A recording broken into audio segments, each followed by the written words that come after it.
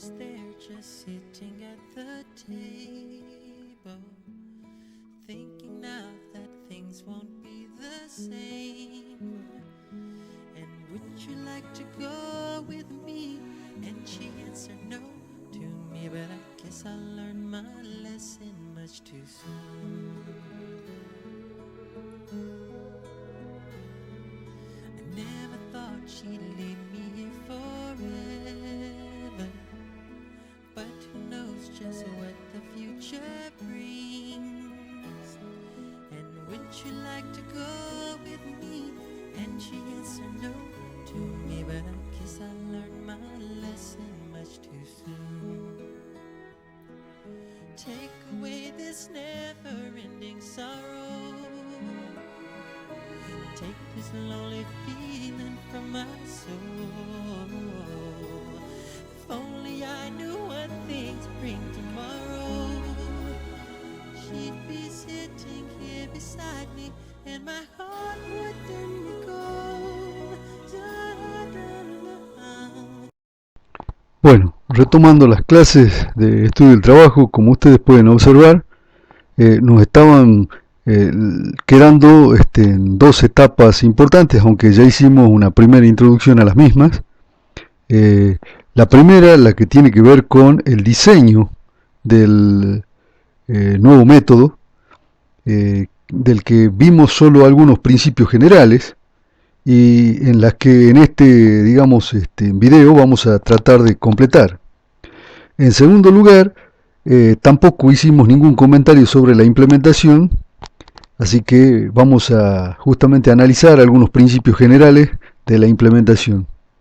Y finalmente vamos a terminar, digamos, esta unidad abordando, en el caso de la medición de tiempo, un método que nos está faltando, que es el muestreo del estudio del trabajo, y finalmente la última etapa, que es la de seguimiento y monitoreo.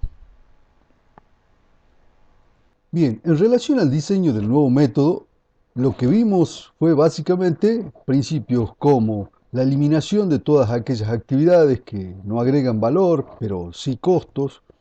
A continuación vimos la importancia de simplificar todas las actividades vinculadas al proceso, aquellas actividades complejas, hacerlas de la manera más simple posible, las operaciones complejas, realizarlas de manera más simple. Bien, vamos a ver cuando veamos ingeniería de proceso que esto es muy importante previo a los procesos de mecanización y automatización. Vimos también la importancia de complementar actividades de forma tal que se puedan hacer en paralelo dos o más actividades, particularmente si son operaciones. Y vimos también la importancia de revisar la secuencia de actividades, porque también ello puede comportar la mejora del método. Preguntarnos por la secuencia previa y pensar nuevas formas de secuencia que terminen acortando lo que se denomina el tiempo de ciclo. Una variable muy importante que, como ustedes ya podrán imaginarse, si reducimos el tiempo de ciclo aumenta la productividad. Vamos a volver sobre la cuestión del tiempo de ciclo un poquito más adelante cuando veamos interferencia de máquina. Bueno, decía entonces, hasta aquí prácticamente vimos. También mencionamos la importancia de aplicar los principios de economía del movimiento, que tiene como fundadores a los esposos Gilbert, Frank y Lillian. Bien, creo que algo mencionamos de la importancia de tener movimientos más bien curvos que movimientos rectilíneos. En general, los principios de economía se basan en realizar las tareas con el movimiento de menor nivel energético posible, de forma tal de minimizar la fatiga de los trabajadores. Por ejemplo, un principio esencial de economía de movimiento dice: lo que yo pueda mover con el dedo, que no lo haga con la mano. Lo que puedo mover con la mano, que no lo haga con el brazo. Lo que puedo mover con el brazo, que no lo haga con el antebrazo. Lo que puedo mover con el antebrazo, que no lo haga con el torso. Y así sucesivamente. Es decir, que siempre buscaremos que el conjunto de actividades que integran nuestro proceso bajo diseño tengan movimientos del menor nivel energético posible para minimizar la fatiga. Bien, a partir de aquí lo que vamos a hacer es abordar algunos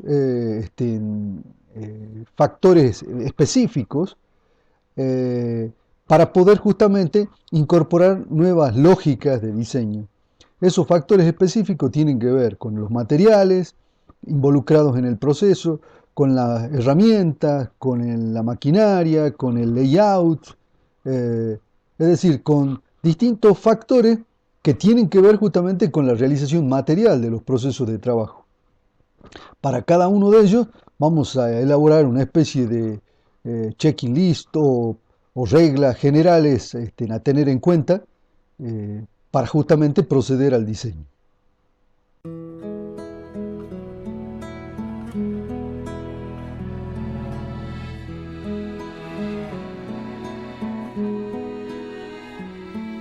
She was there just sitting at the table, thinking now that things won't be the same.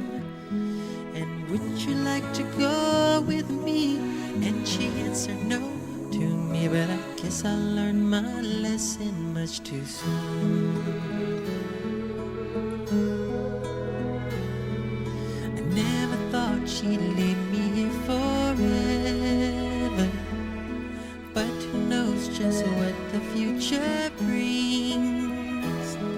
And would you like to go with me?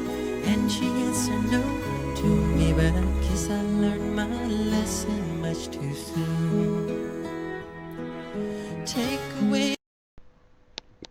Como puede apreciarse, el primer factor que vamos a analizar para el diseño del nuevo método es el vinculado a los materiales. Ya algo hemos mencionado anteriormente, se trata de utilizar en principio material mejor al que se está utilizando, tal vez inclusive de menor costo. Hay que prestarle mucha atención al tema movimiento de materiales, vamos a tener una unidad específica para esta cuestión. Siempre que se pueda, por principios de economía de transporte, utilizar la gravedad, que es gratis para el transporte de materiales. Me refiero a toboganes, a planos inclinados. Por otra parte, un cambio de materiales puede favorecer la terminación en términos de operaciones. Así que también hay que analizar, digamos, esta posibilidad, lo cual reduciría actividades y operaciones que con otros materiales son necesarias, pero con los nuevos materiales superiores no. También la importancia, ya también lo hemos comentado, de reducir el material de desecho o el material sobrante. Y finalmente, una cuestión muy importante, y es que el material no solo tiene que ser elegido en función del diseño, sino particularmente también conjugando la importancia de los procesos de fabricación, lo que se le suele llamar la ingeniería de la fabricabilidad. Entonces, el diseño no está solo pensado, digamos, en relación al cliente, lo cual por supuesto es muy importante, sino que también se conjuga esa condición importante para seleccionar el material con también la importancia de los procesos de fabricación. Veamos a continuación otro factor, el herramental. Se trata de todo tipo de herramientas, utensilios, adminículos que sirven para realizar tanto las operaciones directamente como tareas previas, como el posicionamiento, o tareas posteriores, como la extracción de la pieza, la descarga de la pieza de una máquina. Es decir, que se trata de todas aquellas herramientas que utilizamos vinculados a las etapas previas de operación, a la propia operación y a las etapas posteriores a la operación. Estas herramientas pueden jugar un papel muy importante en la mejora del nuevo método. En muchos casos, aumentando no solo la productividad, sino también la seguridad en el trabajo, aumentando la versatilidad o flexibilidad, como ya vamos a ver ahora a continuación.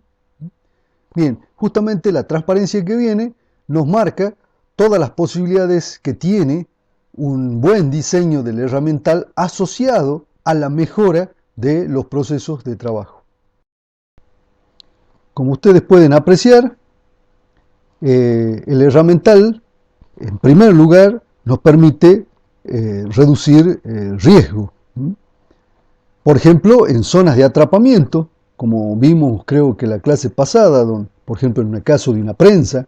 En el caso de una prensa, en la zona de atrapamiento no es conveniente introducir las manos, sino algún herramental que las reemplace, ya sea para el posicionamiento de la pieza en la etapa previa al prensado, ya sea para la extracción de la pieza, una herramienta diferente probablemente, en la siguiente etapa, es decir, en la etapa de descarga.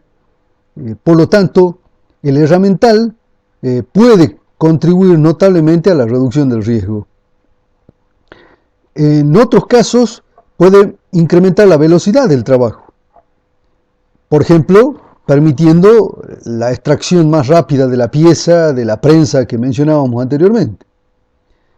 Hay un área donde también el herramental juega un papel muy especial, que es todo lo referente al cambio rápido de modelos o setup. Ya vamos a ver cuando veamos ingeniería de proceso que el setup es vital para ganar flexibilidad en un proceso. Cuanto más rápido es el cambio de modelo, mayor flexibilidad tenemos en dicho proceso. Y vamos a ver que algunas de las, digamos, operaciones y actividades vinculadas al cambio rápido de modelo involucran el diseño de un herramental adecuado para realizarlo. Por cierto, no solo el herramental adecuado, sino que este tiene que estar en su correcto sitio en el momento adecuado para hacer justamente las operaciones de cambio rápido de modelo. Pueden, como ya vengo mencionando, ayudar en el posicionamiento de la pieza o del material. Pueden también ayudar en el apilado, en la colocación del material una vez terminado, de la pieza una vez terminado en su sitio. Pueden también, digamos, involucrarse en el caso del herramental a los contenedores, que permiten, por ejemplo, que la producción de un proceso se pueda contabilizar rápidamente cuando la producción se coloca en el container, que contiene un número preciso de piezas y que además, como regla general, circula siempre lleno entre procesos de trabajo. De forma tal que solo contando el número de contenedores ya tenemos una idea de la contabilidad interproceso, del stock interproceso. El contenedor en este caso sería un herramental más. Como ustedes pueden apreciar, el herramental puede tener una incidencia importante en la mejora del diseño. Vamos a ver dos últimos factores importantes para el diseño del nuevo método. Uno, el vinculado a la maquinaria. Como ustedes podrán comprender, la maquinaria ha jugado un papel central en la mejora de los procesos. Nosotros aquí vamos a analizar algunos aspectos centralmente conectados con el diseño del nuevo método. Pero cuando veamos ingeniería de proceso vamos a comentar algunos detalles adicionales, particularmente aquellos vinculados a la relación de la maquinaria con el medio ambiente, a la relación de la maquinaria con los procesos de mecanización y automatización. Es decir, que el análisis que vamos a realizar aquí de la maquinaria se circunscribe estrictamente a la relación que tiene la maquinaria con el diseño de nuevos métodos. Y finalmente, el último factor que vamos a explorar es el vinculado al layout de la planta, la distribución de las maquinarias y de las actividades en un espacio físico concreto. Nosotros vamos a hacer una breve aproximación, dado que ustedes tienen una unidad completa en la que vamos justamente a estudiar cómo se hace la distribución en planta, con qué herramientas, con qué métodos se puede hacer una adecuada distribución en planta. En relación a la maquinaria vamos a analizar centralmente 4 cuestiones importantes para el diseño. En primer lugar, la secuencia de operaciones.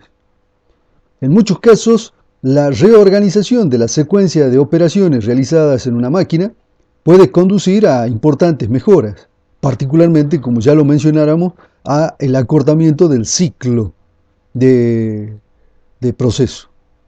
En segundo lugar, es muy importante, si es posible, avanzar en la mecanización o en su caso en la automatización de los procesos. La mecanización ha multiplicado la capacidad primero del músculo, luego de las manos. Primeramente la máquina de vapor lo desplaza al hombre como fuente de energía de los procesos de trabajo. Luego la mecanización desplaza las manos del hombre de la actividad manufacturera y finalmente la automatización desplaza al hombre inclusive hasta los procesos de toma de decisiones vinculados al uso de la maquinaria y a la gestión de los procesos. Por lo tanto, es muy importante, siempre que se pueda, proceder justamente en esta dirección en la que se mejoran notablemente los procesos de trabajo. Por otra parte, la fabricación, si me permite acercarme a las formas finales que debe adoptar el producto, es un proceso adecuado. La maquinaria que me facilite justamente el acabado lo más cercano a las formas finales de la pieza, del producto, es la maquinaria adecuada. Cada vez que hacemos un análisis de la maquinaria, observemos justamente esta cuestión. Si no es adecuada, generalmente ello da lugar a otras actividades y operaciones que agregan valor al producto, que agregan costos al producto y no necesariamente valor. Por último, ya lo hemos mencionado, ya vamos a volver, inclusive vamos a ver una técnica específica de setup de máquina o cambio rápido de modelo. Hay maquinaria que facilita este setup de máquina. En ese caso, digamos, esa maquinaria es preferible a otra diferente. El diseño del nuevo método, si además tiene en cuenta o facilita el setup de máquina, es un diseño adecuado. Y en cuanto al layout o disposición en planta, como ustedes pueden observar, se trata de un factor que me permite indagar sobre cómo es el flujo de materiales a lo largo del proceso de trabajo. Ese flujo debe ser lo más eficiente posible, es decir, debe tener el menor recorrido posible, debe también hacerse bajo condiciones de seguridad. Acuérdense que las actividades de transporte interno no agregan valor, por lo tanto debemos buscar eliminar en todo lo posible este tipo de actividades de transporte. Hay que también analizar los inventarios generados a lo largo de este flujo de materiales en un proceso. Debemos reducirlo todo lo que se pueda. Debemos también analizar la problemática del mantenimiento y de las operaciones propiamente dichas en un proceso, tratando de que los costos sean mínimos. A veces un layout de planta no facilita el mantenimiento, sino que lo encarece. Igualmente las operaciones. Por lo tanto, podemos reducir los costos de mantenimiento y operación con una adecuada disposición en planta. Por último, la cuestión de la seguridad. El layout también trabaja vinculado a garantizar condiciones y medio ambiente de trabajo adecuadas. Por lo tanto, esta problemática vamos a ver cómo la trabajamos cuando veamos justamente esta unidad específica, con qué herramientas la abordamos, el software que está disponible y que permite hacer un análisis de la disposición en planta de un proceso. Estos serán elementos, como menciono, que profundizaremos más adelante. Eso es todo lo que vamos a comentarles en torno al diseño del nuevo método. Vamos a pasar a la siguiente etapa, que es la etapa de la implementación del nuevo método. Ya dijimos que esta es una de las etapas críticas. El método mejor diseñado, pero mal implementado, es un fracaso. Vamos a ver que, bueno, está la variedad de procesos que es muy difícil elaborar reglas muy concretas. Vamos a tratar de trabajar en este caso a nivel de principios generales que nos permitan justamente realizar con éxito este proceso de implementación.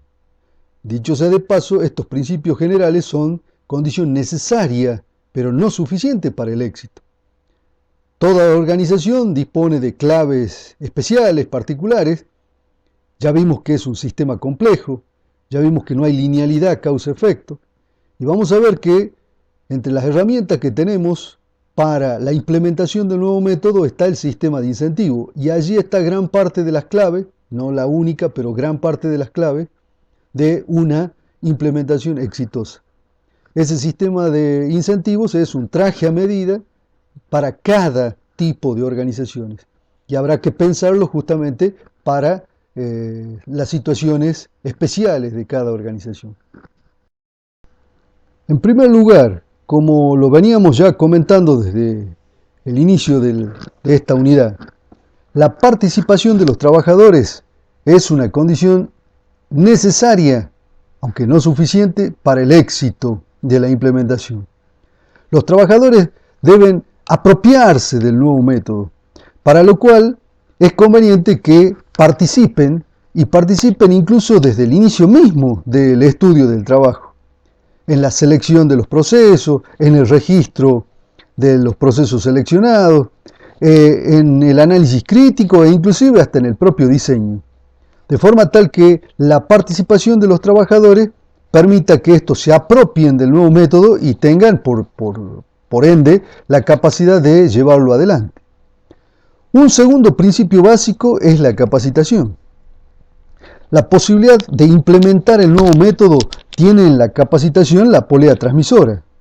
Sin capacitación no hay la posibilidad de difundir adecuadamente el diseño adoptado para el nuevo método. Y vamos a ver además que los trabajadores estén capacitados es una condición importantísima para luego poder tomar tiempos. Entonces, un segundo principio general es el que tiene que ver con la capacitación. Esta capacitación, a su vez, mejora la participación de los trabajadores, porque el hecho de que los trabajadores se capaciten para un nuevo método permitirá que en el futuro esa misma capacitación redunde en beneficio de mejores criterios de análisis, de propuesta para el estudio de subsiguientes procesos de trabajo. En tercer lugar, necesitamos definir una estrategia. Esto es, necesitamos saber con qué grupo vamos a iniciar la implementación del nuevo método, con qué supervisor. Tanto el grupo como la supervisión deben ser los adecuados para que justamente arranquemos con buen pie la implementación del nuevo método. A mí me ha tocado, por ejemplo, en una planta en la cual he tenido oportunidad de participar en la implementación de un nuevo método, que no había posibilidades de implementarla en toda la planta, y se eligió justamente un grupo en donde el supervisor, que estaba próximo a retirarse, más que, digamos, un control policíaco de los trabajadores, hacía una especie de asistencia técnica a los mismos. Es decir, que había una muy buena relación.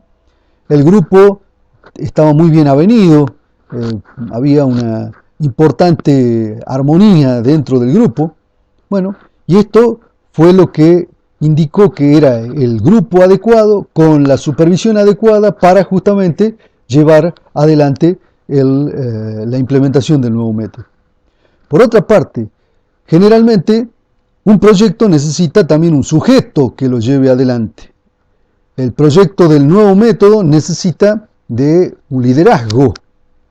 Generalmente dentro del grupo aparece algún líder y pueden inclusive haber más de uno, líderes complementarios, lo que se llama coliderazgo. Alguno de los trabajadores lidera el proceso de, digamos, de implementación práctica. Otro de los trabajadores lidera el análisis, es más, digamos, analítica sus habilidades. Es decir, que pueden perfectamente ser líderes complementarios dentro de un grupo, pero hace falta identificarlos, elegirlos y motivarlos. Es decir, que el cuarto principio básico es la adecuada selección del líder. Y finalmente vamos a plantear otros tres principios adicionales que tienen que ver, en primer lugar, con el compromiso de la dirección. Es muy importante. Si la dirección no está comprometida, y eso implica, digamos, el aporte de los recursos y presupuestos necesarios para hacer los cambios que haga falta con el nuevo método, sin ese compromiso también no hay posibilidades de éxito en la implementación del nuevo método. Salvo que, digamos, este nuevo método sea tan simple y tan sencillo que no involucre ningún tipo de costos y los trabajadores se vean beneficiados y entonces, por lo tanto, tal vez el compromiso de la dirección no sea un factor relevante. Pero en la generalidad de los casos no es así, es todo lo contrario. El compromiso de la dirección es clave. Por otra parte, es muy importante desarrollar sistemas de incentivos. En algunos casos, sistemas de incentivos no pecuniarios, es decir, que no se recompensa a los trabajadores en términos dinerarios, en pesos, sino con algún otro tipo de reconocimiento, como por ejemplo el trabajador del mes o medallas a fin de año, etc. Y por otra parte, digamos, también tiene que haber un sistema de incentivos pecuniarios, es decir, donde se pague a los trabajadores por las mejoras. Por cierto, en este caso los incentivos grupales son mejor que los individuales, porque se intenta estimular justamente la productividad grupal, que es superior a la productividad individual. Bien, estos serían básicamente los principios que tenemos para comentar en torno a la implementación del nuevo método. Se trata de una etapa clave en el estudio de trabajo. Clave. Pero dada la casuística existente en torno a las empresas y a los procesos, solamente podemos justamente plantearnos el análisis de esta etapa en un nivel muy general, que es el nivel de los principios. Bueno, recapitulando, hemos completado el análisis de la etapa de diseño del nuevo método y hemos mencionado algunos principios generales, condiciones necesarias pero no suficientes para una adecuada implementación del nuevo método. Si ustedes recuerdan, a partir de acá venía la medición de tiempos. Nosotros ya hemos visto algunos contenidos importantes de la medición de tiempos que ustedes necesitaban para hacer el trabajo en el laboratorio SIM, y vamos a completar justamente esta etapa, la de la medición de tiempo, con algunos métodos de medición que nos estaban faltando mencionar. Mencionamos que había tres formas de medición de tiempo. La primera, la observación directa, la medición directa, que implicaba observar un proceso de trabajo durante un tiempo bastante prolongado, con la presencia permanente del analista en torno a los procesos de trabajo, bajo observación, y que por lo tanto implicaba, digamos, una medición bastante precisa de los tiempos, pero como contrapartida bastante cara. Por ese motivo es que se desarrolla una nueva metodología. Esta metodología se llama muestreo del trabajo. El lugar donde por primera vez se desarrolla es en Gran Bretaña, no en Estados Unidos. Allá por el año 1934, un señor Tippett, de apellido, inglés, presenta en sociedad justamente esta forma de medir los tiempos utilizando herramientas estadísticas. Bien, en lo que sigue vamos a describir entonces a este método, que es justamente el método de muestreo del trabajo. Permítame un último comentario. Hay un último método que se llama el MTM, Method Time Measurement, desarrollado en Estados Unidos por Maynard y, y compañía. Ese método está disponible ya por el año 1948, el método de tiempos predeterminados. Ustedes van a hacer un trabajo práctico y allí van a abordar justamente la problemática de este método, centralmente basado en los micromovimientos identificados por los esposos Gilbert, los 17 micromovimientos que componen todo movimiento, como lo planteaban muy bien los Gilbert. Bueno, entonces, nosotros ahora a continuación vamos a centrarnos en la problemática del muestreo estadístico del trabajo. Vamos a recuperar para ello algunos de los conocimientos que ustedes ya poseen en materia estadística. El muestreo estadístico se basa en tomar una muestra de un determinado universo muestral, ya vamos a ver las características que debe reunir esta muestra, estudiar la muestra y extrapolar los datos o características de las muestras al resto del universo muestral. Por lo tanto, la primera operación que está involucrada en el muestreo estadístico es el cálculo del tamaño de la muestra. Ese tamaño debe ser tal que justamente me permite extrapolar datos, características de la muestra al resto del universo muestral. Se trata de lo que se denomina el tamaño estadístico de la muestra. Debe tener un tamaño que estadísticamente sea representativo de todos los individuos que componen el universo muestral. Para lo cual hace falta justamente aproximarnos al cálculo estadístico del tamaño de la muestra. Hay diversas formas, nosotros lo vamos a plantear de la siguiente manera. Vamos a hacer un pequeño muestreo previo, o muestreo inicial, con el cual vamos a tener una serie de observaciones. Esto implicaría un tamaño n minúscula de la muestra. Y el tamaño de la muestra para todo el universo muestral será como se presenta allí con la fórmula de cálculo. Bien, en esa fórmula de cálculo, ustedes pueden apreciar que T sub 0 serían todos los valores observados en la muestra inicial.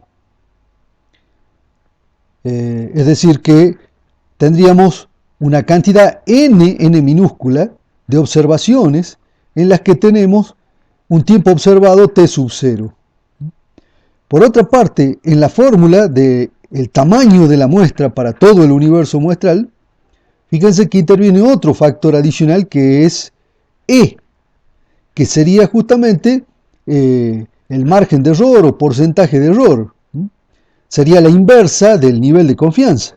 Si yo tengo un nivel de confianza del 95%, eso significa que el margen de error sería del 0,5%. Bien, por cierto, n chica era el número de observaciones de la muestra inicial. Con ello calculamos n grande, el tamaño de la muestra. Primera etapa entonces en el muestreo estadístico, cálculo del tamaño de la muestra. Se pueden hacer otras aproximaciones al cálculo del tamaño de la muestra, sí. Por ejemplo, Niebel toma como fuente, digamos como base, una distribución binomial, y sobre esa base, digamos sin tener en cuenta el tipo de universo, se puede hacer un cálculo del tamaño de muestra. En nuestro caso, nosotros partimos de una base más empírica, y es, digamos, tomar una pequeña muestra inicial, con la cual, ya sea que el universo sea finito o infinito, podemos precisamente calcular n grande, que es el tamaño de muestra. Bien, la segunda etapa en el muestreo del trabajo consiste en establecer cuál va a ser la estrategia de muestreo. Me estoy refiriendo a que generalmente, cómo va a ser la selección de aquellos momentos en los cuales vamos a tomar tiempo y vamos a hacer una valoración del ritmo de trabajo, con qué estrategia lo vamos a hacer.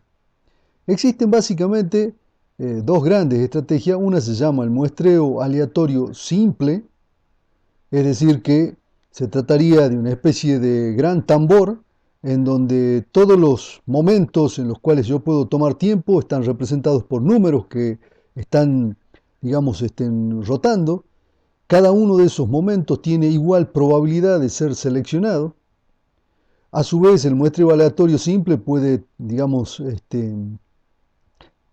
ser con reemplazo, es decir, cuando extraemos un número, lo volvemos a ingresar de nuevo al tambor, o sin reemplazo, es decir, una vez que extraemos el número, queda ya fuera del tambor. En nuestro caso tendrá que ser sin reemplazo. Bueno, muestreo aleatorio simple es una posibilidad.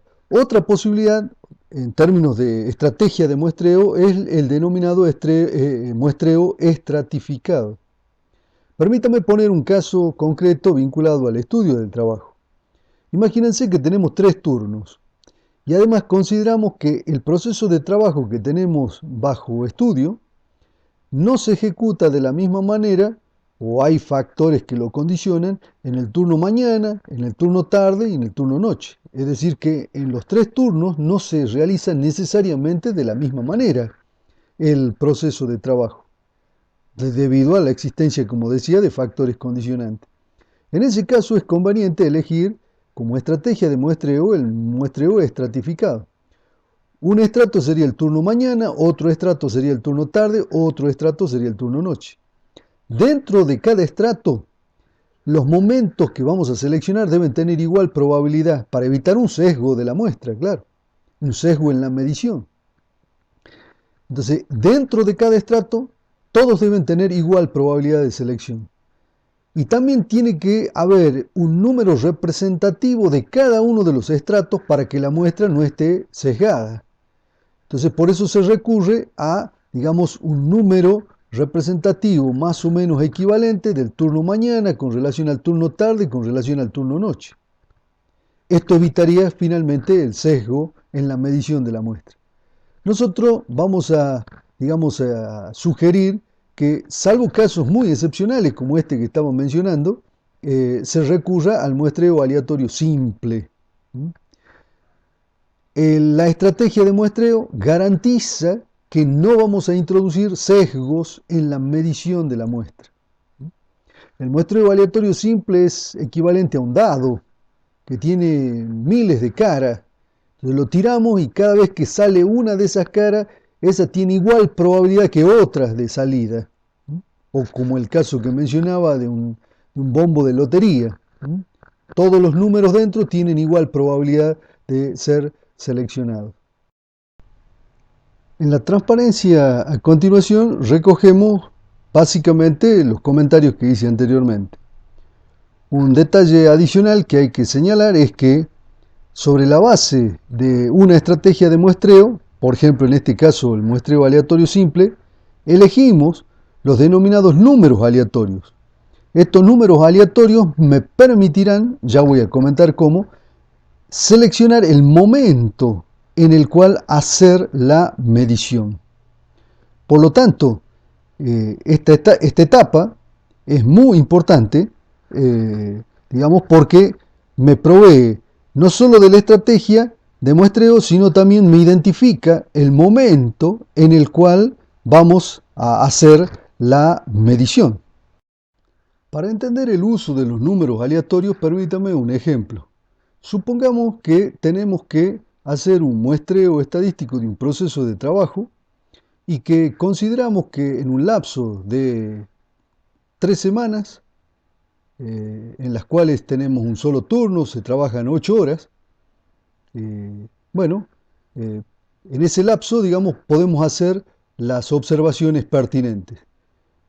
3 semanas a 8 horas por día, supongamos que tengamos 5 días a la semana, esto significará que tenemos 120 horas en estos 15 días, en estas 3 semanas. 120 horas de trabajo. Imagínense que el tamaño de muestra resultante por la aplicación de la fórmula de cálculo es de 20 muestras. Es decir, que a lo largo de esas 120 horas de trabajo que tenemos en esas 3 semanas, tenemos que en 20 ocasiones hacer una toma de muestra. Bien, esa medición tiene que hacerse justamente con un muestreo aleatorio simple, como decía, para no introducir sesgo. Bien, los números aleatorios me permitirían justamente hacer esta especie de lotería y extraer esos 20 números. Estos números aleatorios se encuentran en tablas o también se puede utilizar la planilla Excel, que tiene pseudo números aleatorios que para el caso nuestro, digamos, son perfectamente viables en términos de aplicación. Fíjense ustedes allí en Excel y justamente la función creo que se llama aleatorio y hay que ponerle entre qué número y qué número, digamos, se pretende justamente ese número aleatorio. Entonces, en este caso habría que poner aleatorio, paréntesis, entre 1 y 120, cerramos paréntesis, y nos va a ir arrojando los 20 números aleatorios que necesitamos. Si ese número aleatorio, por ejemplo, toca cerca de una hora de salida, en donde sabemos que puede haber algún sesgo, tal vez por la proximidad del fin de la jornada, bueno, cambiamos ese número por otro, aleatorio también, de forma tal de no introducir sesgo. Si sabemos además que alguno de estos números cae, por ejemplo, en un horario en el que los trabajadores toman su refrigerio, su descanso, también ingresamos un número adicional para cambiar justamente ese número aleatorio que sabemos que tiene que ver con un refrigerio. De esta forma tenemos los 20 números aleatorios asociados a cada una de las 120 horas de trabajo en esas 3 semanas, y entonces ya podemos claramente identificar cuándo vamos a hacer las mediciones que corresponden para el estudio del trabajo. A continuación, en la tercera etapa, básicamente lo que hacemos es justamente tomar las muestras, hacer la observación, hacer la medición y la valoración del ritmo en cada uno de los momentos adecuados para que la muestra no presente sesgo y sea estadísticamente representativa y podamos extrapolar estas características de la muestra al resto del universo muestral. Esa toma de muestra se haría con las planillas que ustedes ya han visto, que han utilizado inclusive en el laboratorio SIM, en donde, por una parte, en el momento adecuado, se tiene que si el trabajador está haciendo la tarea, se anota, digamos, el tiempo observado y la valoración del ritmo de trabajo. Si el trabajador no está haciendo la tarea, en el momento en que justamente vamos a observarlo, se anota 0, y por supuesto la actividad es 0, dado que el trabajador se considera que no está haciendo la tarea, es decir, que estaría como en reposo. Bien, todo esto ustedes ya lo han podido experimentar, digamos, inclusive en el laboratorio, de forma tal que la tercera etapa, lo único que tiene de nuevo para ustedes es que sabemos en los momentos adecuados en los que tenemos que hacer las observaciones del tamaño de muestra, el número de observaciones del tamaño de muestra calculado. En la cuarta etapa tenemos el cálculo del tiempo normal. Este cálculo está basado justamente en las fórmulas que ustedes ya conocen. Sobre la base del tiempo observado y la valoración del ritmo, calculamos el tiempo normal, y sobre la base del tiempo normal, con el agregado de los suplementos, calculamos el tiempo estándar. Recuerden que los suplementos son expresados en tablas de la OIT, como porcentaje justamente del tiempo normal. Es decir que ese S habría que traducirlo en términos porcentuales a términos decimales para sumarlo e introducirlos en la fórmula. Bien, por lo tanto, como verán ustedes, el muestreo estadístico del trabajo culmina básicamente utilizando las mismas herramientas que el muestreo directo. La diferencia central está en que el muestreo directo es un gran número de observaciones a lo largo de un periodo de tiempo importante de observación, y el muestreo estadístico reduce notablemente ese número de observaciones a un tamaño de muestra estadísticamente calculado y, digamos, la observación se realiza también en el momento adecuado definido por un número aleatorio que me permite que las mediciones que se realizan a través del muestreo no introduzcan sesgos de medida. A continuación vamos a analizar brevemente los suplementos que, como vemos en la fórmula, son muy importantes para poder calcular los tiempos estándares. Los suplementos son una forma de considerar la diversidad de condiciones y medio ambiente de trabajo en las que se ejecuta un determinado proceso. Sin los suplementos, en realidad lo que tenemos es un tiempo observado, una valoración del ritmo, pero no tenemos los otros factores que intervienen, factores que provienen justamente de la naturaleza de la tarea, de el hecho de que el trabajador sea un ser humano, entonces tenga necesidades personales, tenga fatigas.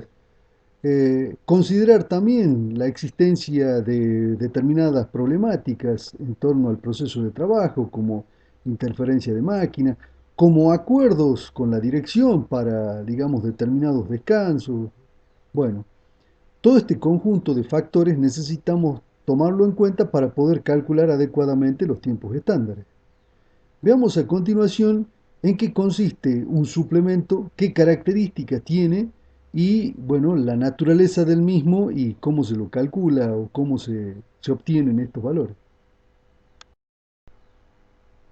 Como puede observarse allí en la transparencia, los suplementos son en primer lugar un conjunto de tiempos adicionales que se agregan al tiempo normal para poder calcular los tiempos estándares. Estos tiempos adicionales son de una naturaleza muy diversa, tienen que ver con necesidades personales, con la fatiga, pero también tienen que ver con características propias del proceso, como ya vamos a ver a continuación. Entonces, solo es posible, digamos, calcular tiempos estándares cuando agregamos a los tiempos normales un conjunto de tiempos adicionales. Un segundo dato es que estos suplementos se expresan como porcentaje del tiempo normal. Vamos a ver que justamente en la fórmula de cálculo que veíamos anteriormente, los suplementos, digamos, son un porcentaje del tiempo normal y de allí el formato final que adquiere la fórmula de tiempo estándar igual a tiempo normal por 1 más los suplementos. Otro dato importante de los suplementos, generalmente no se calculan, sino que se los extrae de tablas. Particularmente las tablas que nosotros vamos a recomendar son las tablas de la OIT. Hay también algunas tablas de la Asociación Americana de Higienistas, pero hay algunos valores que difieren con los de la OIT. En nuestro caso, digamos, vamos a tomar, como decía, las tablas de la OIT. Veamos a continuación cómo podemos clasificar la naturaleza de los suplementos. Como puede observarse, en primer lugar tenemos necesidades personales y lo que se suele llamar como fatiga básica. Esto configura, a lo largo de una jornada de trabajo, los denominados suplementos fijos.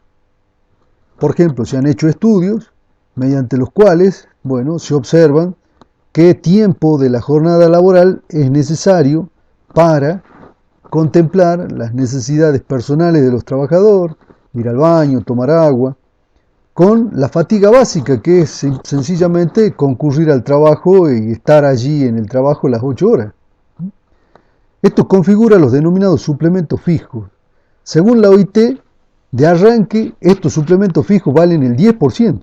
Es decir, que el suplemento es el 10% del tiempo normal. Debemos agregar de movida el 10% como suplemento fijo. Luego tenemos los denominados suplementos variables, que involucran justamente la propia actividad laboral. Esto es, los esfuerzos que el trabajador debe hacer para desarrollar la tarea. Además de este esfuerzo, por ejemplo, el caso de un trabajador que tenga que palear carbón a una caldera, además de estos esfuerzos, necesitamos tomar en cuenta las condiciones y medio ambiente de trabajo. ¿En qué condiciones y medio ambiente de trabajo se desarrolla esta actividad? Si hay, por ejemplo, una elevada carga térmica, eso agregará suplementos variables. Si las condiciones y medio ambiente de trabajo son adecuadas para evitar, digamos, carga térmica y favorecer los procesos de evapotranspiración del cuerpo, bueno, en ese caso el suplemento variable será menor. Por lo tanto, entrando a tablas, se puede observar qué tipo de esfuerzo realiza el trabajador, qué factores ambientales condicionan y sobre esa base calcular los suplementos variables. Bien, los suplementos fijos más los suplementos variables configuran los denominados suplementos por descanso, como se observa allí en la gráfica. Pero no son esos los únicos suplementos. Como verán, hay también suplementos por contingencias en los procesos de trabajo. Básicamente nos referimos a que el trabajador deba esperar, por ejemplo, recibir el producto o la parte o componente sobre la que tiene que operar de otro proceso de trabajo. Contingencias como por ejemplo interferencia de máquina, ya vamos a ver cómo se calcula. Contingencias como la propia rotura de la máquina. Bueno, todas estas cuestiones deben ser consideradas para establecer los suplementos por contingencia.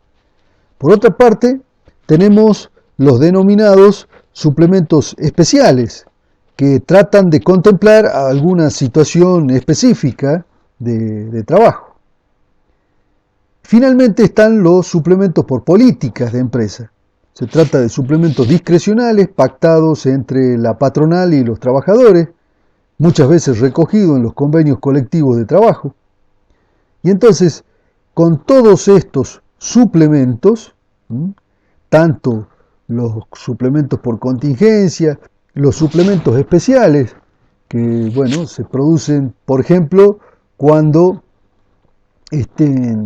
algún tipo de circunstancias anómalas, aleatorias, suelen, digamos, aparecer en un proceso de trabajo.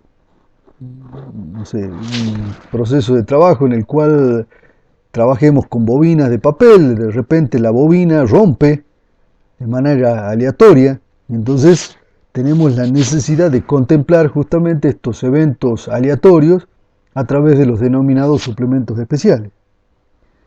Bien, decía entonces, con todos estos suplementos constituimos justamente digamos, una sumatoria de tiempos adicionales de distinta naturaleza que agregado a los tiempos básicos o normales nos dan justamente los tiempos estándares, que es básicamente un parámetro muy importante, ya vamos a volver sobre el mismo, es la base para el cálculo de costos, es la base, los tiempos estándares, la base para la planificación, la base para establecer los sistemas de incentivo a los trabajadores. Es decir que se trata justamente el tiempo estándar de un parámetro muy importante en la ingeniería industrial. A continuación vamos a analizar algunas sugerencias prácticas para la toma de tiempo. Como toda actividad tiene algunos secretos de oficio y vamos a plantear justamente algunas de estas cuestiones críticas importantes para la buena práctica en la medición de tiempo que es necesario tener en cuenta para justamente evitar errores y también problemas y conflictos. Como ustedes saben, la toma de tiempo es justamente una actividad muy sensible dentro de cualquier organización y por lo tanto todos los recaudos que se tomen al respecto, digamos, son pocos. En primer lugar, tenemos que tener en cuenta que la valoración del ritmo de trabajo solo es posible de hacerse a través de escalones, generalmente de 5 puntos. Es decir, que yo no puedo percibir la velocidad con un valor de 82,5, sino que en realidad percibiré 80, 85, 90 como valoración posible del ritmo. Entonces, la valoración más fina se establece sobre la base de escalones de más o menos 5 puntos. En segundo lugar, también tenemos que considerar que puede haber variaciones en esta valoración del ritmo por parte del analista. No se olviden que es una persona, un hombre, y por lo tanto puede tener algún margen de subjetividad para que frente a un mismo ritmo se pueda eventualmente, digamos, valorar en un primer caso con 90, en el segundo caso con 95. En una toma importante de tiempo, inclusive con un muestreo estadístico, por la ley de los grandes números, estas diferencias de criterio en la valoración del analista se tienden a compensarse y a dar un valor razonable. Una tercera cuestión importante es que siempre el analista que se presenta en un espacio de trabajo a tomar tiempo genera, digamos, importantes perturbaciones en los procesos de trabajo. Los trabajadores se ven de alguna manera influenciados por la presencia del analista. Por este motivo, una buena práctica y muy importante es que el analista debe permanecer fuera de la visual del trabajador. Pero a la vez, el analista debe tener acceso directo al plano de trabajo.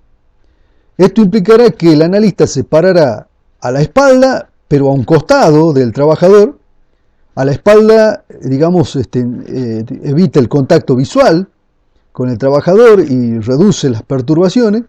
Y a la vez, a un costado, digamos, a la espalda y a un costado, implica la posibilidad de mirar directamente lo que está haciendo el trabajador, es decir, el plano de trabajo, para poder justamente tomar de allí las señales con las cuales realizar la medición de tiempo.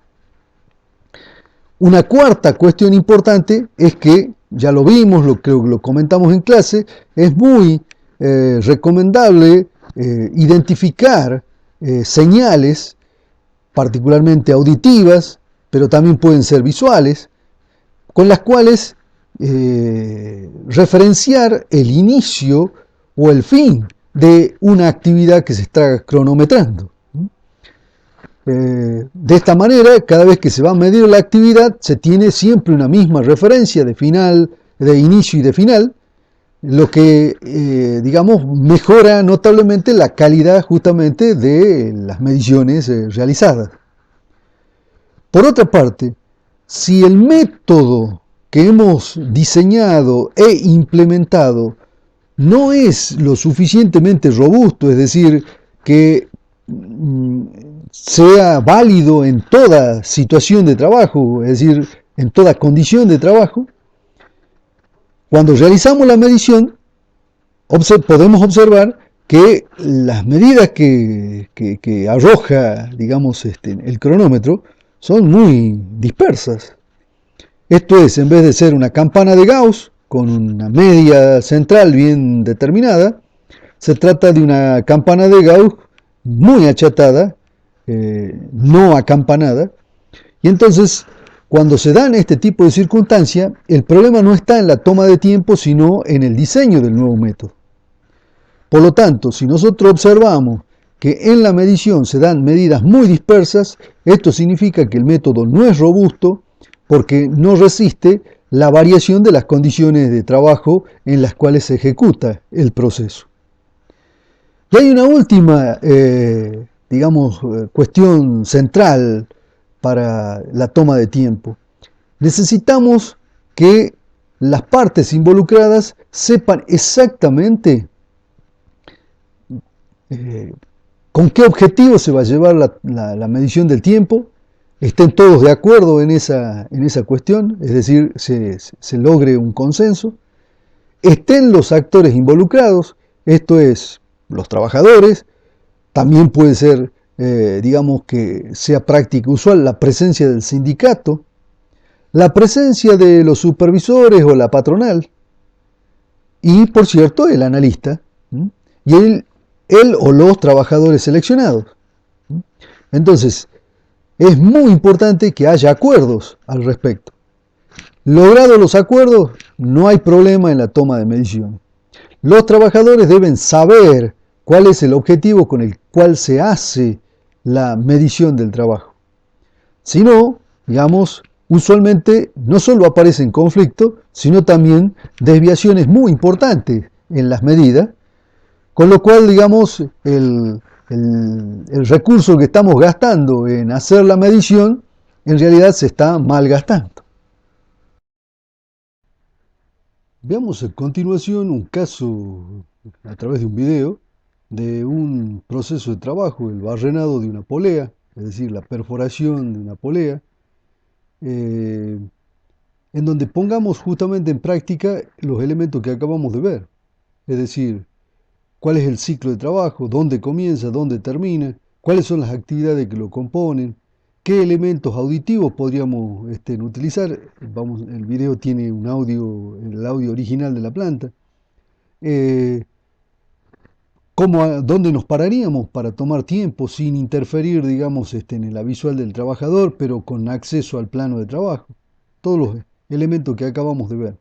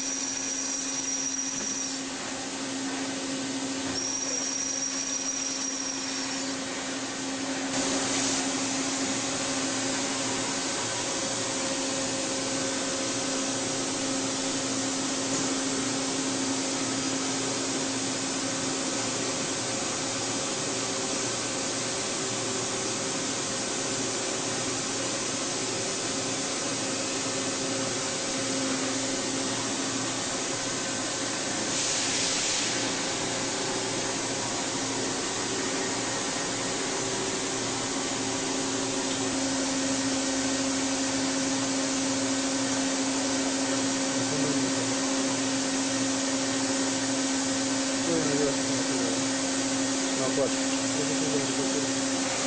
que sigue.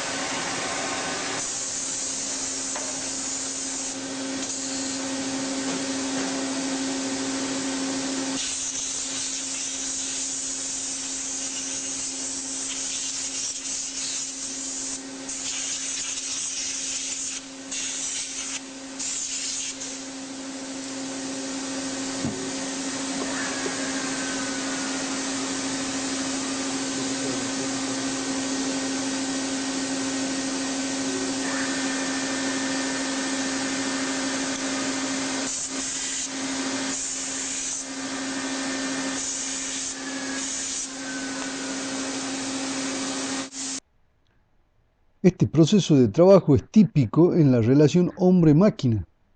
Nosotros ya vimos un gráfico que es el diagrama hombre-máquina, vamos a volver sobre esa cuestión cuando veamos interferencia de máquina, que me permite justamente trazar la relación entre las actividades del trabajador y las actividades de la máquina. Ustedes habrán podido observar que mientras la máquina estaba en operación, el trabajador también tenía algunas actividades, como por ejemplo la limpieza de la polea, la colocación de la misma en el contenedor del producto terminado. Tenía también, a su vez, planos de trabajo, de manera tal, un calibre para hacer las mediciones metrológicas correspondientes. Es decir, que mientras observamos que la máquina opera, el trabajador también está desarrollando un conjunto de actividades.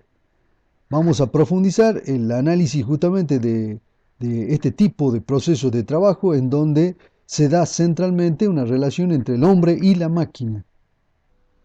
Una última cuestión que vamos a ver en torno a la medición de tiempo de un nuevo método es cuándo comenzamos a hacer estas mediciones. Decimos esto porque, esta pregunta, ¿cuándo comenzamos a hacer las mediciones?, se puede responder mediante el uso de una curva, que es la curva de aprendizaje. Dado que cuando los trabajadores aprenden el nuevo método, no es que al inicio mismo ya están totalmente duchos y entrenados y por lo tanto, digamos, ya dan números estables, digamos, en términos de medición de tiempo. No, todo lo contrario. A pesar de la capacitación, los trabajadores necesitan un tiempo para automatizar las actividades y procedimientos involucrados en el nuevo método, hasta hacerlas prácticamente sin pensar, sin titubear, y esto implica, por cierto, digamos, un acortamiento notable en los ciclos de trabajo del trabajador, que de esta manera se va calificando. Entonces, para responder a la pregunta, ¿cuándo hacer una medición de tiempo del nuevo método?, la respuesta la presenta la curva de aprendizaje que a continuación en la transparencia muestra. Como ustedes pueden apreciar a continuación en el primer gráfico, a medida que vamos acumulando experiencia de producción, los tiempos de ejecución del nuevo método van bajando justamente en el tiempo. Vamos a ver a continuación inclusive cómo se puede calcular una de estas curvas, denominadas curvas de aprendizaje.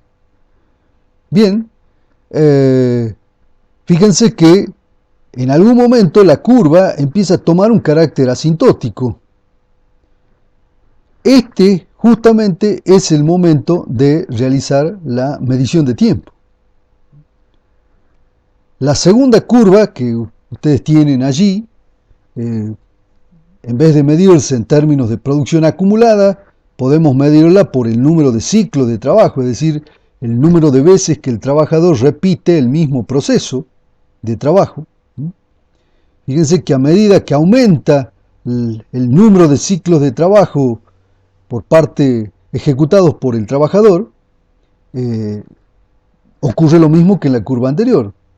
Se reduce la cantidad de horas necesarias o de tiempo necesario por cada unidad producida.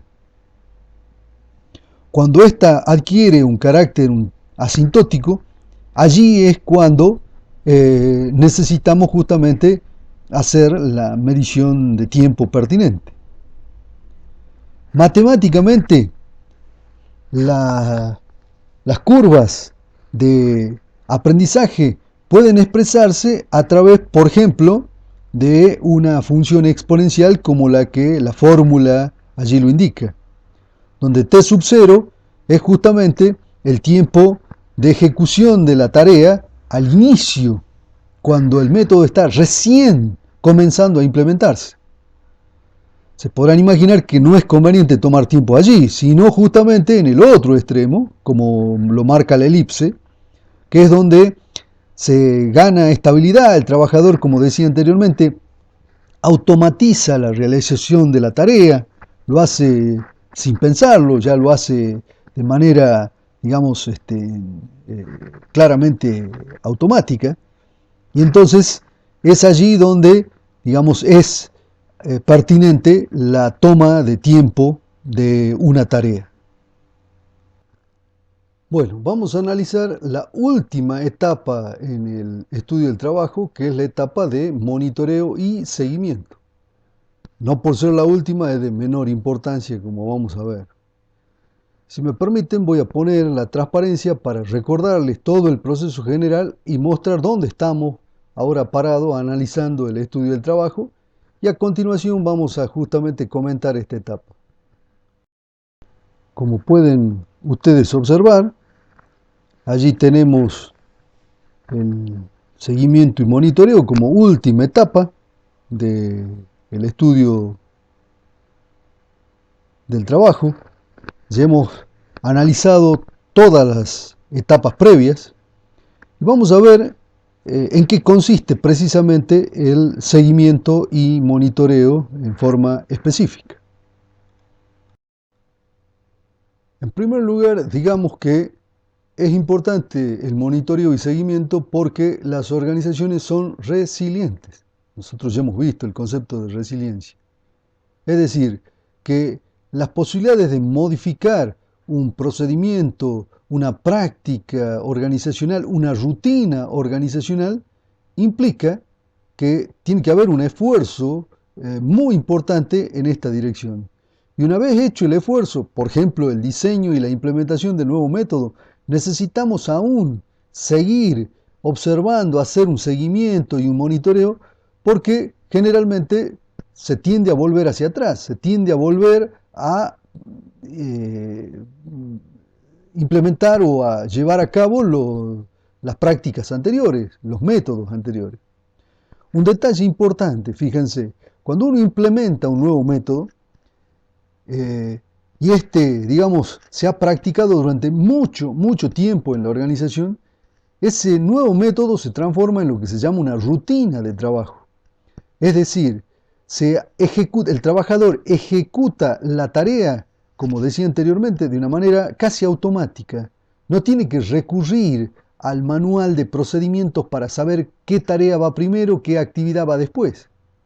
No, la tiene totalmente incorporada a la secuencia de actividades, al tipo de actividades, a las operaciones que hay que hacer, etc.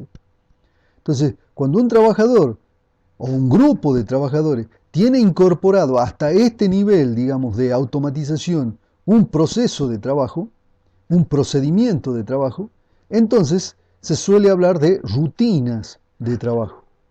Bien, cambiar una rutina de trabajo cuesta mucho, porque la vieja rutina estaba muy aceitada, era muy conocida, la nueva está por conocerse. Y entonces, aunque se haya trabajado en la capacitación de los trabajadores, aunque ya se haya hecho un esfuerzo importante en la implementación y tomemos tiempo en la curva de aprendizaje, al final de la curva de aprendizaje, aún así necesitamos de esta última etapa, que es el monitoreo, para verificar que las cosas se hagan tal cual estaban previstas, no se mezclen con los métodos anteriores, lo cual con frecuencia suele ocurrir, que la memoria recupera procedimientos anteriores y los aplica donde estaba el nuevo método. Entonces se produce una mezcla de uno con otro. Bueno, es muy importante entonces hacer el monitoreo y seguimiento. Hay razones adicionales, lo veamos en la transparencia. Bueno, en primer lugar, hay que señalar que el estudio del trabajo no está completo con la toma de tiempo o con el cálculo de los tiempos estándares, sino que requiere de esta etapa que se llama específicamente monitoreo y seguimiento. Una segunda cuestión es que el objetivo central del seguimiento es el de asegurar que el nuevo método sea efectivamente adoptado por los trabajadores.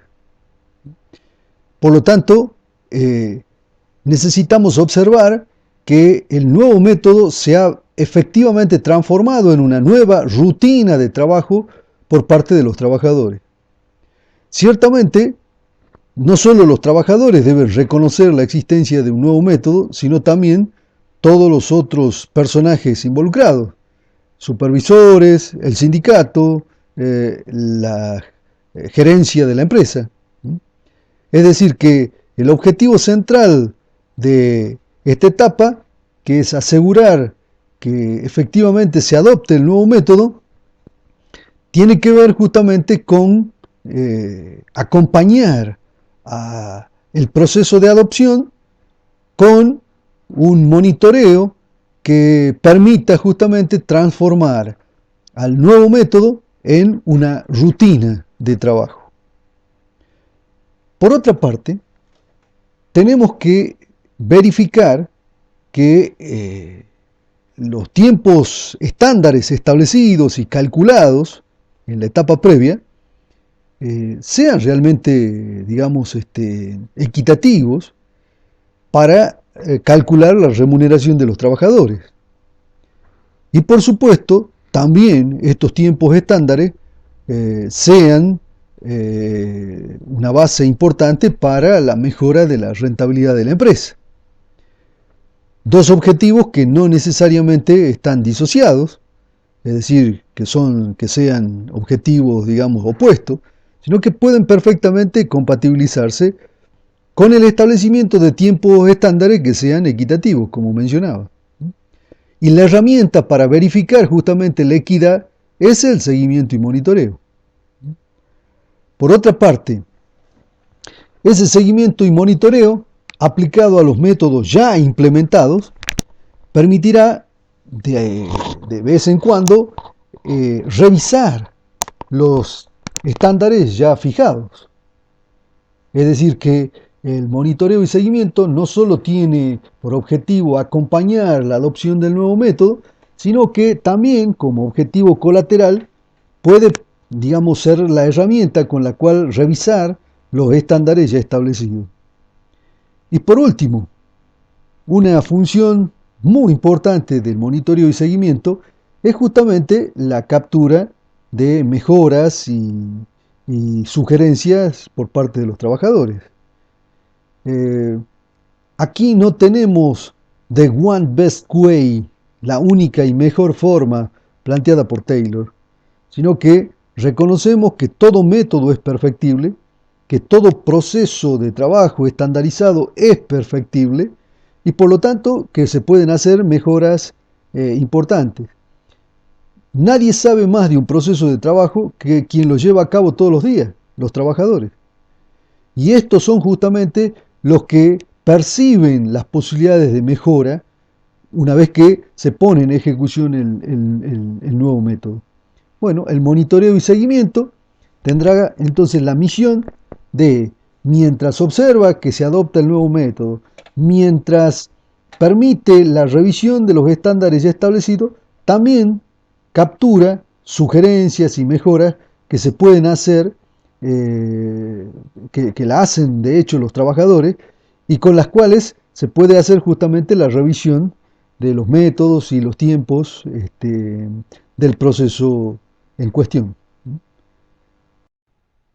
Permítanme algunos comentarios finales de esta unidad. El estudio de trabajo es una de las áreas más sensibles de la ingeniería industrial. Para llevarse a cabo necesita justamente establecerse una base de consenso entre todos los actores involucrados. En inglés los famosos stakeholders, es decir, todos los que tienen alguna relación con la problemática de los procesos de trabajo y el cambio en los procesos de trabajo. Entonces, una primera cuestión es que hacen falta consensos para llevar adelante estudios del trabajo que sean duraderos, que, digamos, justifiquen la inversión, que permitan que la empresa mejore, que permitan que también los trabajadores mejoren. Hace falta justamente que todos los actores involucrados sean conscientes de lo que se va a ejecutar, la tarea que se va a hacer, de estudiar un determinado proceso de trabajo y también establecer qué se va a hacer con las mejoras, con la distribución de los beneficios en torno a la mejora, con los nuevos estándares a alcanzar. Eso como primera cuestión, consensos. Una segunda cuestión muy importante en torno al estudio del trabajo es la vinculada a la finalidad con la cual se realiza este tipo de, de análisis. Ya vimos que en un primer momento el Taylorismo-Fordismo enfocó centralmente el estudio del trabajo en torno a la mejora de la productividad. Ese fue, digamos, el objetivo central, excluyente además. Había inclusive una única y mejor forma de realizar la tarea, que conducía inexorablemente a la productividad. Bien, como vimos, aparecen los esposos Gilbreth. Allá por el año 1924 se produce una segunda, digamos, orientación de este instrumento.